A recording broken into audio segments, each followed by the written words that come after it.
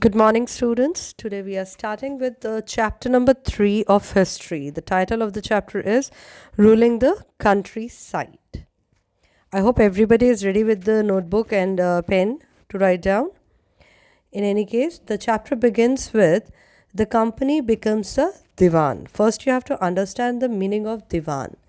Divan means chief financial administrator of the territory under its control. यानी कि जिस area को आप कंट्रोल कर रहे हैं उसका जितना भी फिनेंशियल रिलेटेड मैटर है that means related to money, तो you are the head of that area. On 12th August 1765, the Mughal emperor appointed the East India Company as a Diwan of Bengal.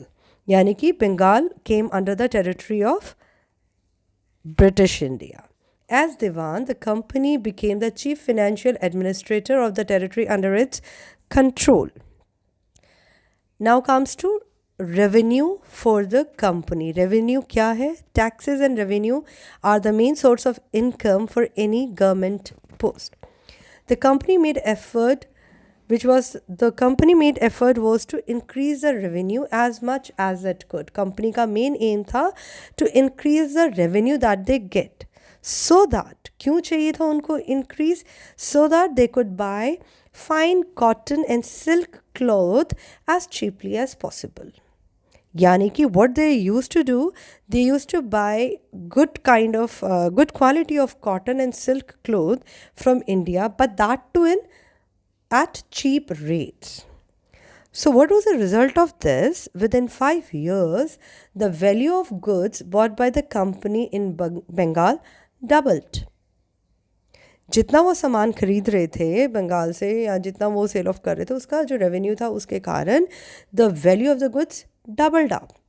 Now the revenue collected in Bengal could finance the purchase of goods for export.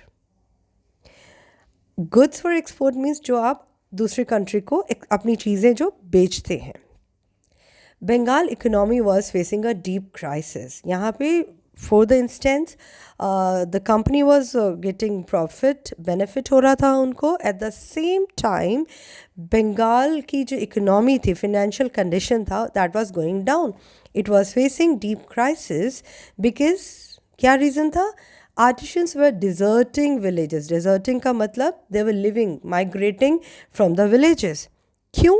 Since they were being forced to sell their goods to the company at low prices. Company का main aim था अपना revenue बढ़ाना so that they could buy silk clothes and cotton clothes from India at cheaper prices.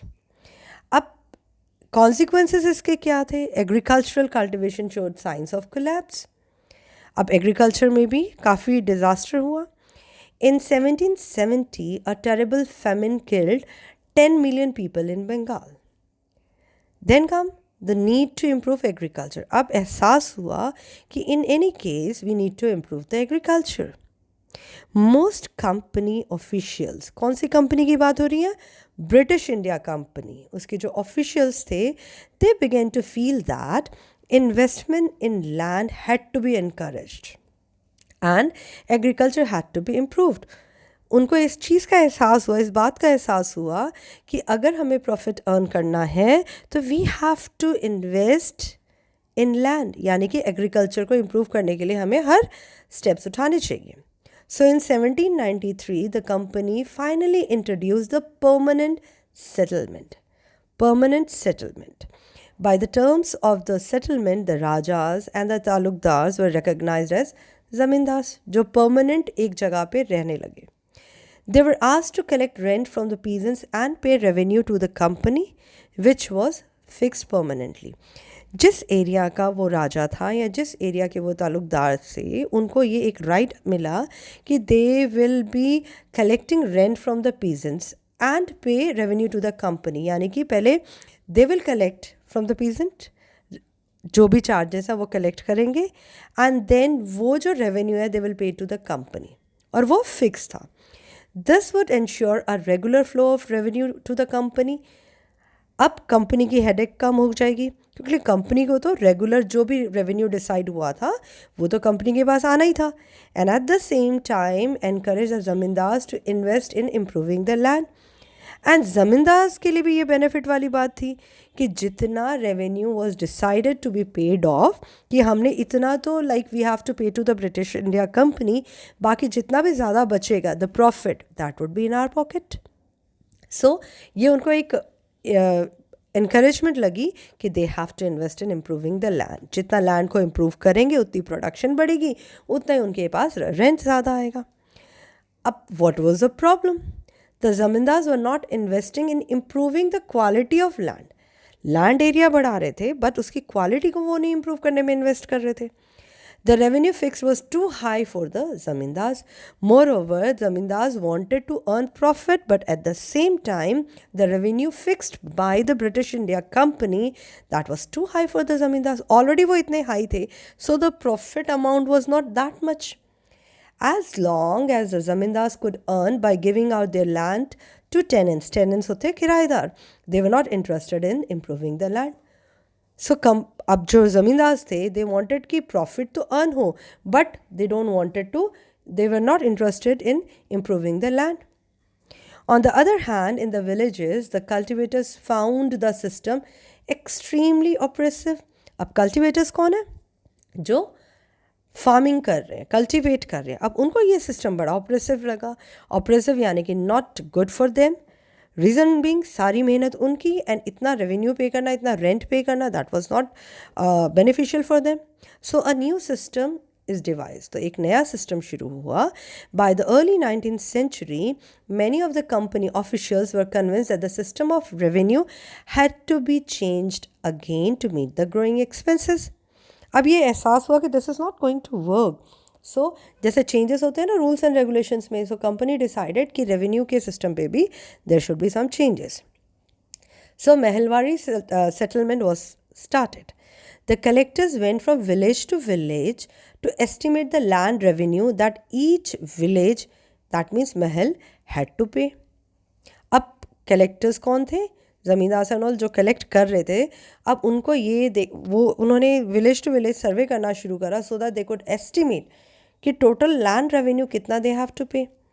The charge of collecting the revenue and paying it to the company was given to the village headman rather than the zamindar. पहले जो चीज़ ज़मींदार कर रहा था, अब जो गांव का हेडमैन, जो पंचायत का हेड या जिसको भी हेडमैन बनाया जाता, अब उसको ये काम दे दिया गया.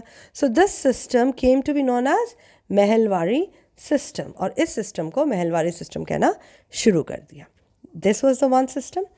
द नेक्स्ट और system was the Munro system. पहले हमने अभी पढ़ा महलवाड़ी सिस्टम, फिर आया Munro system. The new system that was devised came to be known as the Ryotwar or रेओतवारी.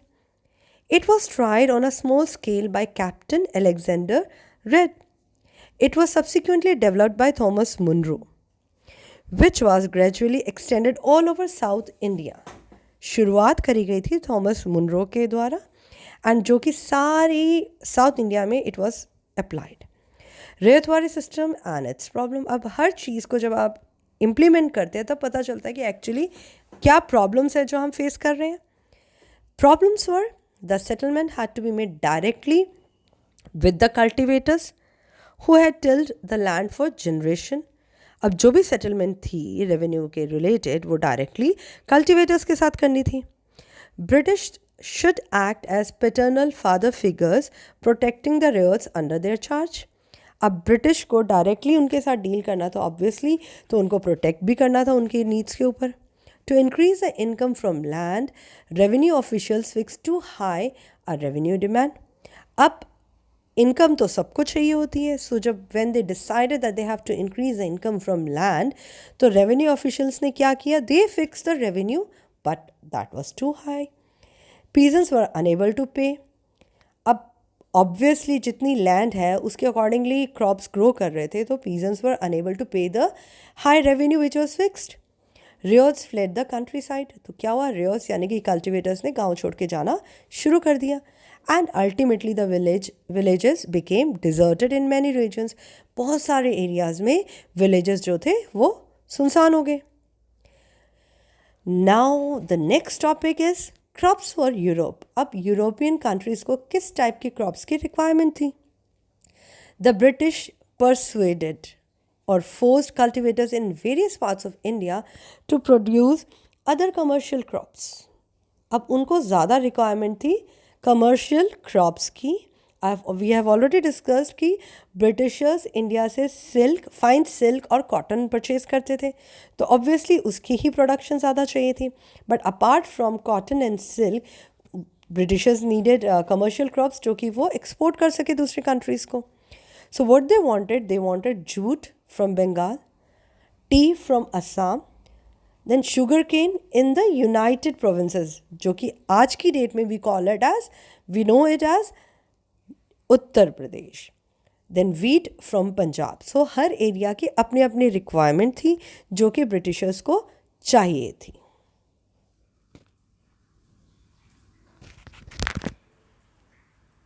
इसको फाइनल नहीं